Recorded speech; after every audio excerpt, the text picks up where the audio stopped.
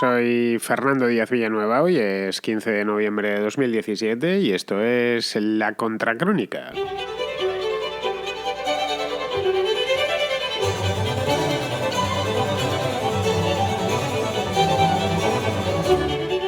Supongo que a lo largo de los últimos años habréis oído hablar en infinidad de ocasiones del corredor mediterráneo. En prensa, en televisión, han salido por todas partes, especialmente si vivís en esas regiones, en Cataluña, en Valencia, en Murcia, en Andalucía, lo estaréis viendo continuamente, pero no solo ahí. Es algo que es una demanda que se arrastra, yo creo que desde hará tranquilamente 20 años, pero en los últimos tiempos ha cogido mucha fuerza, especialmente en los últimos meses. El mes pasado, un grupo de empresarios de Valencia, capitaneado por el presidente de Mercadona, el presidente y el dueño de Mercadona, lanzaron incluso una iniciativa para favorecerlo, para apoyarlo, para que la gente se involucrase en el tema. Lanzaron una página web con un hashtag, todo muy moderno y muy bien pensado, una página web muy completa en la que viene mucha información para que la gente de Valencia y del resto de España pues se involucre en esta historia, una recogida de firmas y demás. El corredor mediterráneo, en definitiva, como supongo que sabréis los que estáis en el tema, pues es una propuesta de corredor, y los que no lo estáis, pues ya os lo digo yo, es un corredor ferroviario que iría de la frontera francesa hasta Algeciras, pasando discurriendo por toda la costa mediterránea por 4 comunidades autónomas. Respecto a si eso se puede o no se puede hacer, pues depende si se está dispuesto a pagarlo. Hay razones de peso para apoyar la propuesta del corredor mediterráneo y otras también de peso, especialmente económicas, para ignorar la propuesta y dejarla correr. Vamos a dar un repaso a este tema que tiene muy caliente a todo el mundo y analizar sus puntos fuertes, que son muchos, y sus puntos débiles, o mejor dicho, su gran punto débil, que es el dineral que costaría construirlo.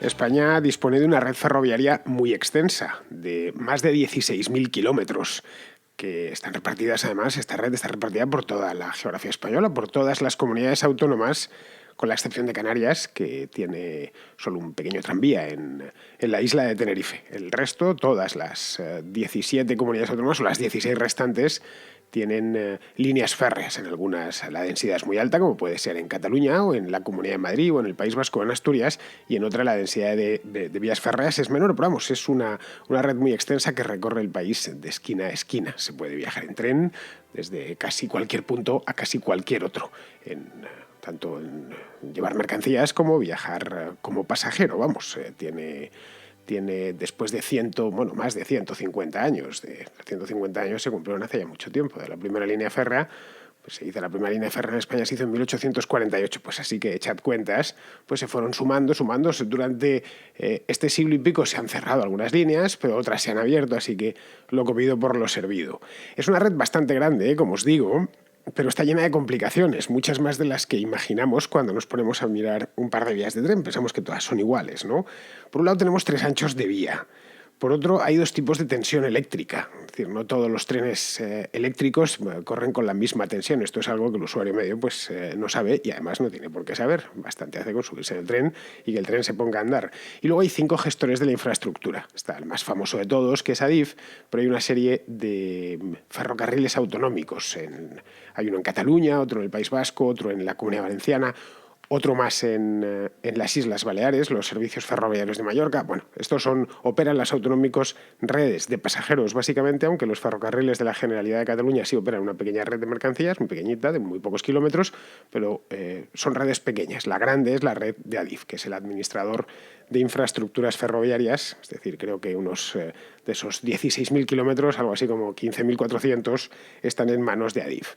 Los 3 anchos de vía que os decía, que hacen que operar esa red sea más complicado todavía, son el ibérico, el de toda la vida, vamos, el de siempre, que la vía mide 1,6 m, el internacional, que es 1,4 m, y luego la vía métrica, que como su nombre indica, mide 1 metro. La vía métrica es lo que conocemos como FEVE, Ferrocarriles Españoles de Vía Estrecha, lo que hay especialmente en el norte de España, pero no solo, también hay ferrocarriles métricos en Valencia, en Murcia, incluso en la Comunidad de Madrid. En Cataluña los ferrocarriles de la Generalidad son de vía métrica, la Comunidad de Madrid es ese que sube a la sierra, a Cotos, pues ese ferrocarril es de vía métrica.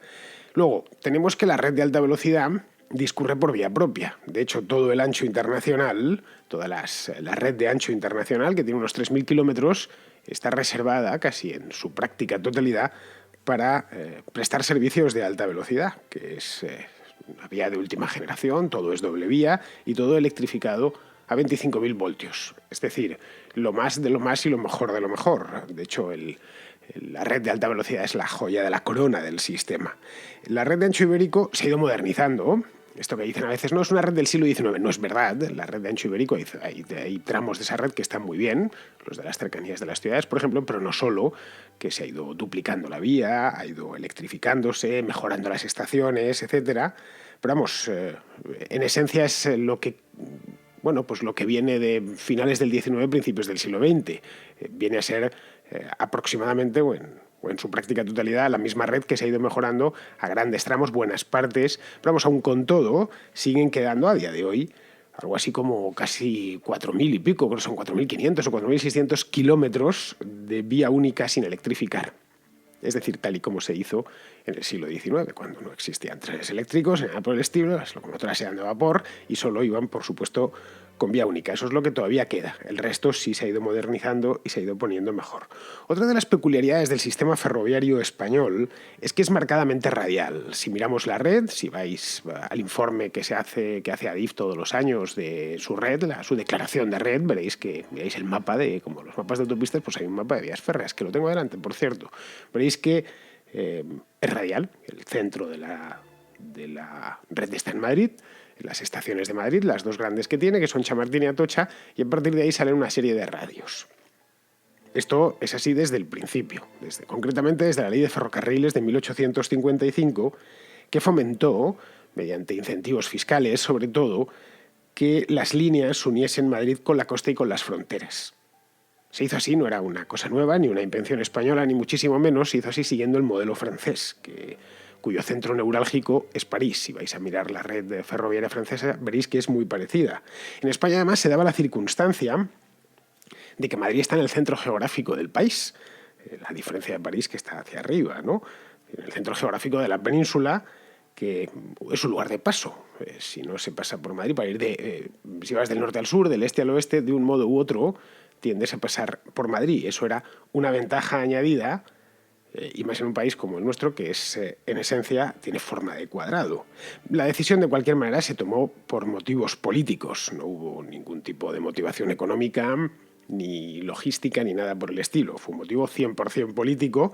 Los gobiernos de la época, estaba reinando Isabel II, pues querían fortalecer la capital, cosa que ya se había intentado hacer en el pasado. Es decir, no fue tampoco un invento de Isabel II, ni muchísimo menos. Los reyes del siglo XVIII, los Borbones del siglo XVIII, tendieron una red de caminos reales que también eran radiales, y de hecho estos caminos reales hoy son la base de las 6 grandes autopistas radiales que parten de la capital en dirección a La Coruña, a San Sebastián, a Barcelona, a Valencia, a Cádiz y a Badajoz. La Nacional 1, 2, 3, 4, 5 y 6. Esos eran los antiguos caminos reales reconvertidos primero en carreteras y luego posteriormente en autopistas. Bien, este planteamiento radial, como veis, tanto en ferrocarril como en transporte por carretera, supuso que otros trazados secundarios pasasen, o mejor dicho, que otros trazados no eran secundarios, importantísimos, pasasen a ser secundarios, aunque estos fuesen a albergar más tráfico. Pero como la decisión había sido política, fue política ya en 1850, pues se mantuvo. Curiosamente, un siglo después, siglo y pico después, cuando se pusieron con la red de alta velocidad, que se empezó a diseñar en los años 80 del siglo pasado, los criterios políticos volvieron a imperar. Es decir, de nuevo iba a estar el centro neurálgico de la red iba a ser Madrid, y si veis la red de alta velocidad actual, pues es muy parecida. Bien, estos trazados, iba a decir secundarios, no porque no lo son en absoluto, pero sí por lo menos periféricos, las líneas de contorno, podríamos llamarla, las que van pegadas a las costas. La población española está Si vemos un mapa demográfico de España, veremos que gran parte de los españoles viven en la costa. En el interior hay ciudades, como pueden ser la propia capital, Zaragoza, Madrid, Valladolid, Córdoba, qué sé yo. Hay ciudades, pero el grueso de la población vive en las costas. Pues estas líneas que contorneaban la península extendieron líneas de carácter secundario. En el norte se extendió pues una red de vía estrecha, que aún hoy sigue en operación, tanto en manos de FEVE, o lo que era FEVE, porque ahora FEVE pertenece a Renfe, como de Euskotren, el caso del País Vasco, y estas sigue en operación y se puede tomar un tren, que vaya no en el mismo, tienes que hacer transbordo, porque vaya de San Sebastián, puedes ir en esta red hasta el Ferrol, que es donde termina, ya en Galicia. Y en la costa mediterránea, la misma línea, aunque esta vez no era de ancho métrico, sino de ancho ibérico, arrancaba en Portbou e iba a morir a Murcia. Bueno, iba a morir a Murcia porque es donde muere esta línea. Es decir, Andalucía y Levante nunca se llegaron a conectar por vía férrea y siguen sin estar conectadas por vía férrea.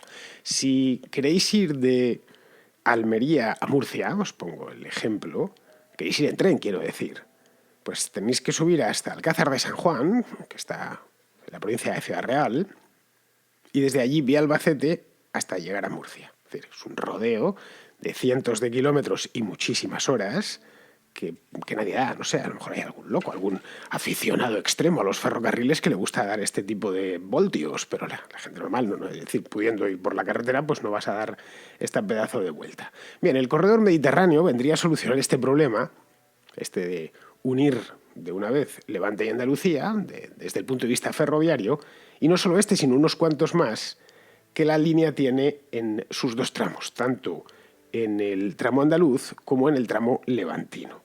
El primero de ellos, que sería, en este caso, como lo he dicho primero, el andaluz, sería darle la capacidad suficiente. Bueno, también a los dos en este caso, porque ninguno de los dos tiene capacidad suficiente. Si vemos la organización de la red, prácticamente en Andalucía, desde luego, todo es vía única, aunque esté electrificada, bueno, y en Almería ni siquiera, pero lo que va por Granada, que baja hasta Algeciras, o en Murcia, y en la parte levantina, no, en la parte levantina casi todo es vía doble, pero hay algunos trozos todavía con vía estrecha. Bueno, pues darle más capacidad, es decir, capacidad suficiente por lo menos para meter carga, cosa de la que ahora mismo carece porque tiene cuellos de botella en forma de grandes ciudades, le hace Barcelona o Valencia, que son dos áreas muy pobladas y con gran actividad económica, y por lo tanto pues que generan mucho pasaje y muchísima carga. Es decir, entre la segunda y la tercera ciudad del país, que son Barcelona y Valencia, circula actualmente una línea modernizada, no es, como dicen a veces, del siglo XIX, no es del siglo XIX, que pase por el mismo sitio no significa que sea del siglo XIX, está electrificada, por supuesto, y en la mayor parte de su recorrido es de vía doble, pero es de ancho ibérico. Y va sobrecargada de tráfico normal, de tráfico regional y de cercanías.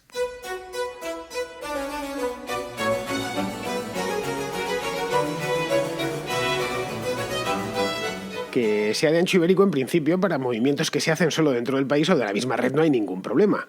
Pero este no es el caso porque esta línea se engancha con la red europea en Portbou o en el nuevo túnel que hicieron hace unos años en el Pertús, en el Pirineo, en la provincia de Gerona. Por lo tanto, eso le dificulta conectarse con Francia. Y diréis, bueno, pero hay cambiadores de ancho, se cambian los ejes, efectivamente. No hay cambiadores de ancho para los trenes de mercancías, para los de pasajeros sí, pero en el caso de los trenes de los cargueros, de los trenes de mercancías, los vagones tienen que cambiar de ejes. Y eso es un proceso que obviamente consume tiempo, es decir, tienen que ir cambiando vagón a vagón los ejes. A fin de cuentas, en logística la materia prima es el tiempo, no lo olvidemos. Cualquier persona que trabaje ahí te lo puede decir. Viven los que trabajan en este sector literalmente peleándose con el reloj. Entonces, tener un tren parado en una terminal ferroviaria, en una frontera, porque están cambiándole las ruedas a los vagones, pues un tanto frustrante y hace que este medio de transporte pierda competitividad. Lo segundo, el hecho de que haya mucho tráfico en ciertas zonas, en ciertos puntos de la red, como pueden ser las propias grandes ciudades tipo Barcelona o Valencia, obliga a sacar los trenes de la vía continuamente, durante gran parte de la jornada, pues por una razón creo que está al alcance de cualquiera, y es que el tráfico de pasajeros tiene prioridad, lo cual tiene toda la lógica del mundo, porque si uno va en un tren que va de Castellón a Barcelona, lo último que le apetece es que le echen a un lado para que pase un tren de mercancías que va con bobinas o Dios sabe con qué, y que además luego va a circular a 80 kilómetros por hora y no va a permitir que le adelantes. Sabéis que los trenes no son como las autopistas, el tren no se puede salir de la vía. Si hay dos, y si uno tiene que pasar, el otro se tiene que apartar. Entonces, esto hace que no sea operativa durante gran parte del día, porque va muy sobrecargada, porque Valencia es muy grande, porque Barcelona es muy grande y porque entre medias, además, está llena de ciudades, de pueblos y, en general, de mucha gente y, por lo tanto, de mucho tráfico. Luego hay otro detalle que no es menor. En Francia, este lo leí, por ahí me lo apunté, porque yo lo desconocía. En Francia los trenes de mercancías pueden ser de hasta 750 metros de largo. Vamos, en Francia y en el resto de Europa. Puede ser de hasta 750 metros de largo. En la red de Adif, la red de tanto la de ancho internacional como la de ancho ibérico, los trenes no pueden pasar de 450 metros, que es bastante menos. No es que en un lado sean 700 y en otro 750, no. Casi la mitad. Entonces, diréis, ¿y eso por qué? ¿Por qué razón? No sé, ¿acaso las locomotoras españolas son menos potentes y por lo tanto no pueden tirar de trenes tan largos? No, la razón no es esa. La razón es que los apartaderos no admiten convoyes de mayor longitud. Es decir, este caso que os he puesto antes, si un tren viene de frente y tú vas en esa dirección, uno de los trenes se tiene que apartar, o si uno viene detrás más deprisa. Y si el apartadero no permite que vas con un tren tan largo que se te queda medio tren fuera, pues, como se dice el dicho popular, hemos hecho un pan con unas tortas, no sirve absolutamente de nada. De ahí que está limitada a 450 metros. Bueno, pero esto da un poco igual, ¿no? No da absolutamente nada igual para los operadores logísticos. Esto, por ejemplo, obliga a que un tren de 750 metros que entra por la frontera, que entra desde Francia, tenga que partirse en dos. Llega a la terminal de Portbou y entonces allí, este tren trae automóviles o lo que sea. Un solo tren que viene desde, Dios sabe, Alemania o Bélgica, por ahí. Entonces, una vez llegado allí, tienen que partir en dos mitades de 300 y pico metros cada una, y el tren ya entra en España, aparte de cambiar los ejes, por supuesto.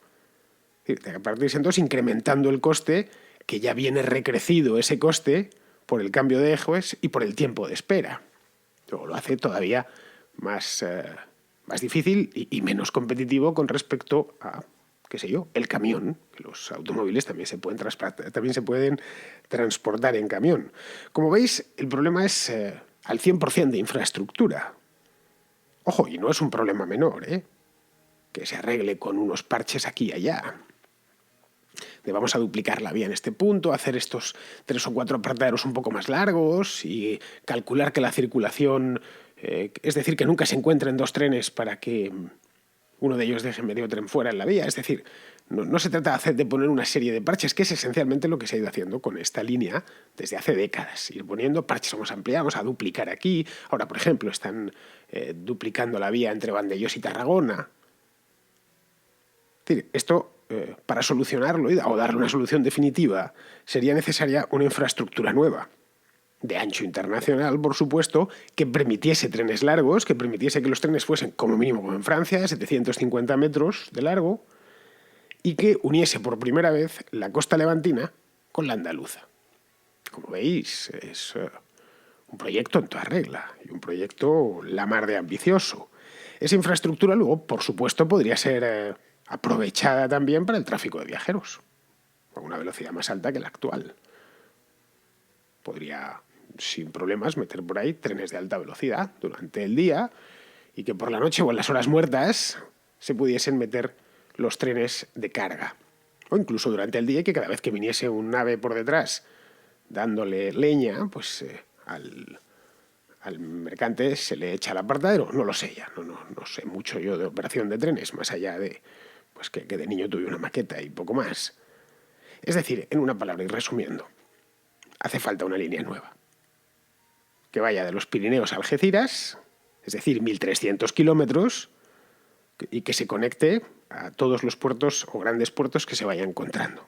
Es decir, ya hablo de memoria, el de Barcelona, el de Tarragona, el de Castellón de la Plana, el de Valencia, el de Alicante, el de Almería y el de Málaga. No sé si me he dejado alguno, pero vamos, que son unos cuantos. Claro, todo muy bonito cuando lo pones en un mapa. Pues fenomenal, ¿no? Aquí tiramos una vía desde el Pertús hasta Algeciras, esto pasa por aquí, por allá. Electrificada, 25.000 voltios, con doble vía, ancho internacional, que cuando lleguen los trenes desde Francia pasen sin problema. Claro, el problema es que esto cuesta mucho dinero, bastante más de lo que imaginamos. Han calculado que el coste sería, hacerla entera, nuevecita, rondaría los 50.000 millones de euros, quizá más, que obviamente tendría que poner el Estado, porque la red ferroviaria está nacionalizada, no lo olvidemos, está nacionalizada a través de una empresa pública, como ya os he dicho, se llama ADIF, del Administrador de Infraestructuras Ferroviarias. Vamos, para que nos hagamos una idea de cuánto dinero es, el AVE Madrid-Barcelona, que es el que más tráfico tiene de la red, unos 7 millones de pasajeros al año, costó 9.000 millones, hace no tanto, se estaba haciendo hace 10 años. Luego, la pregunta que nos tenemos que hacer es quién va a pagar ese dineral. Y más ahora con las tensiones presupuestarias que hay desde hace años. Hace tiempo que se acabaron los días de vino y rosas. Podemos decir, no, se acaba la crisis, bueno, lo que queramos, pero el Estado hoy no está en la disposición de gastar que estaba en 2006 o en 2007, afortunadamente. Y con la deuda de ADIF tocando el cielo. De hecho, si miramos los números de ADIF, y tenéis su balance disponible en Internet, es público, podéis ir a echarle un vistazo si es que sois de los que os castiguéis mirando balances. Pues los números de ADIF son para tirarse de un sexto, sinceramente os lo digo. Deberían nombrar a San Judas Tadeo, que es el patrón de las causas difíciles, como su protector. Debe 14.000 millones de euros. Entre obligaciones, préstamos a largo plazo con el Banco Europeo de Inversiones y con otras entidades financieras. Es decir, es una cantidad de dinero tan mareante que a uno, de ver tanto cero, se le nubla la vista. Y más teniendo en cuenta lo que ingresa esa empresa, lo que ingresa ADIF, mediante los cánones que cobran las compañías ferroviarias, básicamente Renfe, cada vez que un tren pasa. Los ingresos de esta empresa rondan los 600 millones de euros, para una deuda de 14.000 millones, en fin. Si no fuese pública, habría mucho tiempo, ya que habría quebrado. Yo personalmente no creo que pueda endeudarse mucho más, de lo que ya lo está, que es muchísimo. Porque a fin de cuentas lo justo es que las infraestructuras las paguen los usuarios, los que pasan por encima. Es decir, no que la pague a escote el contribuyente, tanto si toma el tren como si no lo toma. Es decir, que la pague el usuario de la infraestructura, en definitiva. Es decir, los individuos y las empresas que toman el tren, que hacen uso de él, que pagan el billete y con él, mientras están pagando el billete, están pagando también el mantenimiento de la infraestructura existente y la construcción de infraestructura nueva. De la misma manera que cuando compras un billete de avión estás pagando el mantenimiento de ese avión y los planes de expansión de la aerolínea en cuestión por si quiere comprar aviones nuevos. Es decir, que lo suyo y lo justo sería que el corredor lo paguen los usuarios. No al principio, pero que lo vayan pagando, que la infraestructura que se construya se pague a sí misma. Como pagan actualmente los usuarios por lo demás la gasolina de su coche o pagan, la autopista, en el caso de que la autopista sea de pago, y entre Barcelona y Valencia es de pago, entre Barcelona y Alicante es de pago. Yo personalmente creo que tramos como el Valencia-Barcelona serían muy rentables, porque en el tiempo, evidentemente, no el primer año, porque son dos ciudades muy grandes y, porque entre las dos además hay ciudades de tamaño medio con gran actividad, como son Tarragona y Castellón. Pero claro, hacerlo supondría liberar recursos, porque eso se iría pagando con el tiempo, pero de entrada tienes que adelantar todo el dinero. Es decir, ADIF tiene que adelantar el dinero y construir la línea. Y ADIF está metida en construcciones ferroviarias por todo el país. Ahora mismo se está invirtiendo en líneas, en grandes cantidades de dinero en líneas, que ya se sabe de antemano que van a ser deficitarias. Desde el primer día, además, desde el primero hasta el último día que se dejen de utilizar. Este es el caso, por ejemplo, del AVE a Galicia o del AVE a Extremadura, que están en construcción, más el primero que el segundo. Aquí, claro, nos encontramos ante un dilema, que creo que es lo suyo, plantarse ante un dilema y pensar al menos sobre él. Hay que hacer infraestructuras allí donde hay población y movimiento económico, o por el contrario, hay que levantarlas donde no hay gente y por lo tanto no hay movimiento económico, para tratar precisamente de que esas zonas prosperen. Es una pregunta, es un dilema grande, en el que uno le tiene que dedicar por lo menos un momento largo a pensar en él. Yo personalmente lo tengo claro, la prosperidad siempre viene antes que la infraestructura, y me remito a los hechos. Es decir, La prosperidad no es una consecuencia de la infraestructura. La infraestructura es una consecuencia de la prosperidad. Es decir, Cataluña ya era rica antes de contar con una gran red viaria. La red viaria fue apareciendo poco a poco y en Andalucía se han invertido miles de millones en autopistas y en ferrocarriles y siguen el furgón de cola. Esto, evidentemente, como veis, he abierto un spin-off casi sin darme cuenta. Esto ya sería materia de otro debate.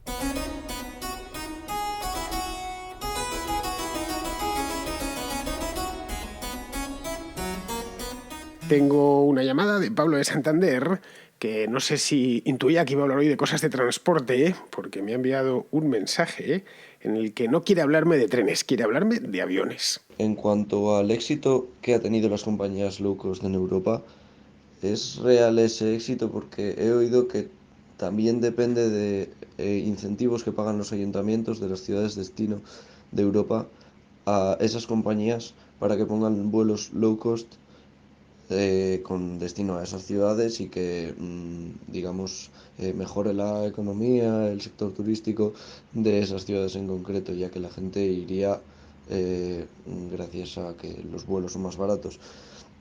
En ese caso, sería, digamos, una competencia desleal y realmente no saldría rentable esos vuelos tan baratos si no fuera por los incentivos de los que se benefician las compañías como Ryanair. Pues sí, Pablo, así ha sido. En muchos casos, las compañías de bajo coste se han extendido especialmente por aeropuertos secundarios después de recibir el agradecidísimo óbolo por parte de las autoridades del lugar, de las comunidades autónomas, comarcas, ayuntamientos, etc.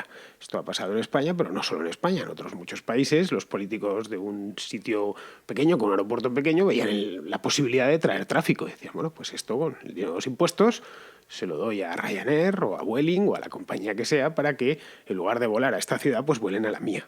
Vamos, lo sabes mejor que nadie porque en Cantabria el gobierno autonómico ha subvencionado a Ryanair durante muchos años y no sé yo si sigue subvencionándole, supongo que sí, para que volase al aeropuerto de Santander, nada más. Y por eso esa es la razón en última instancia por la que el aeropuerto de Santander tiene más tráfico que el aeropuerto de Asturias, que no está muy lejos. Entonces, eso se ha hecho y se seguirá haciendo. En el momento, eso sí, que se acaban las subvenciones, se acaba el vuelo. Caso claro fue el de Lérida, que la Generalidad hizo un aeropuerto que no tenía mucho sentido, pero bueno, lo hizo en la época dorada de los aeropuertos. Empezó a volar, creo que fue Vueling, mientras cobró. Cuando se acabó el dinero, se acabó la canción. Estos casos se acaban en sí mismos en el momento en que se acaba el dinero. Pero bueno, que es una cosa que desde que el hombre es hombre, ¿no? Este tipo de si yo te compro, pues cantarás, y si no te pago, pues no cantarás. Ahora bien, el modelo de negocio de Ryanair, de Vueling o de EasyJet o de cualquiera de estas no es este. Esto lo tienen como un extra. Yo creo personalmente que son un modelo de éxito. No es que lo crea yo, es que lo cree el mercado. Ryanair es la primera aerolínea de España, por encima de Iberia. La segunda es Vueling, que es otra de bajo coste pero española. La tercera creo que es EasyJet. Y eso no se hace solo en base a ayudas. Me consta que la Comunidad de Madrid no le suelta ni un céntimo a Ryanair para que vuele a Barajas. Ni falta que le hace.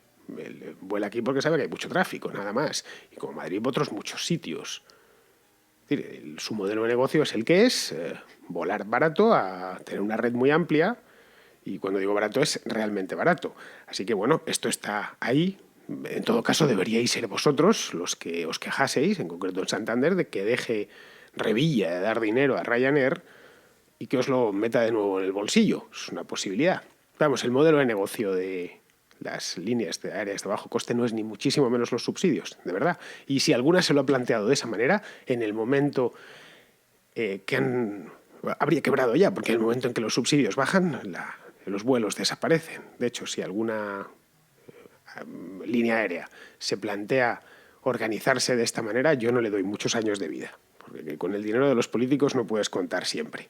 Muy bien, pues vamos a terminar ya el programa y vamos a terminar, como todos los días, con Pizarro, que nos quiere hacer un comentario sobre Bachelet, la presidenta, todavía presidenta de Chile. Micaela, con un hablar sosegado, acogedor, didáctico y cálido, se ha pasado su vida política sermoneando acerca de la necesidad, la exigencia moral de que los chilenos más desfavorecidos accedan a la inmensa riqueza que produce Chile. Y por supuesto, tratando de convencer a los chilenos de que ella sabe cómo conseguirlo. Ha demostrado que sabe cómo conseguir que Chile produzca menos y cómo conseguir crispar a los chilenos, a todos. Por lo que es de suponer que los menos desfavorecidos ahora tienen que acceder a menos recursos y hacerlo más exasperados. De nuevo, las mejores intenciones con resultados contraproducentes. Un cordial saludo de Pizarro. Pues muy bien, queridos amigos, con esto podemos dar por terminada la contracrónica de hoy, pero me gustaría deciros antes que tenéis contrahistoria nueva. La subí ayer, es una contrahistoria sobre El Dorado. Diréis, ¿por qué la he hecho sobre El Dorado? Pues por razones obvias, y es que acaban de estrenar una película que se llama Oro, de Agustín Díaz Llanes, que está muy bien. Y entonces dije, me dio la idea, me ha pasado un poco como lo de Dunkerque, ¿no? Me dio la idea y dije, bueno, la historia de Díaz Llanes está basada en hechos reales, pero no es el viaje de Lope Aguirre, ni el de ningún otro buscador del Dorado. Hizo un poco una mezcla de varios, pero vamos, que fue muy inspiradora, y además la historia del Dorado es realmente buena. Así que ya sabéis, si os gusta la contrahistoria, la tenéis disponible tanto en mi página web como en su canal respectivo, en YouTube y en iVoox. Muy bien, queridos amigos, pues con esto me despido de vosotros. Hasta mañana.